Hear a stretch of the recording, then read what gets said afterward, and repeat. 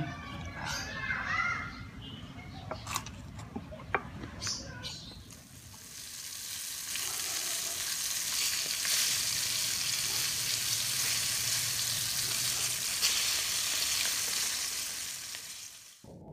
For today's video mga kapares, nakabili nga pala tayo sa supermarket ng salmon belly at ganito po ang gagawin natin dyan. Matapos po nating mahugasan at makaliskisan ay tatanggalin po muna natin ang kanyang mga palikpik para hindi sagabal mamaya.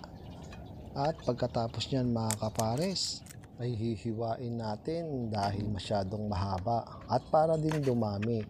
Napakasimple lang naman ang lulutuin natin mga kapares kung nasubukan nyo na ang crispy salmon belly. At ganito nga po yung aking pagluto nito mga kapares. Ang unang-una kong ginawa ay nilagyan ko na rin ng asin at pati na rin ang paminta at minekos-mekos lang ni Insan.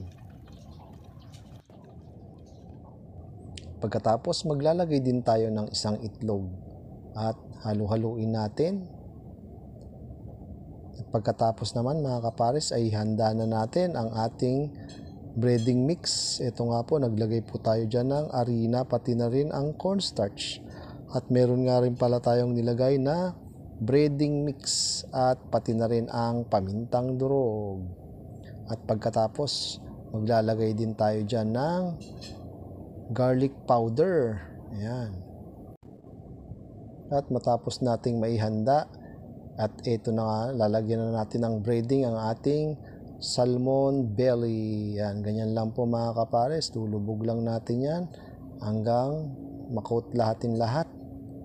Yan, malagyan natin lahat. Siguraduhin po natin.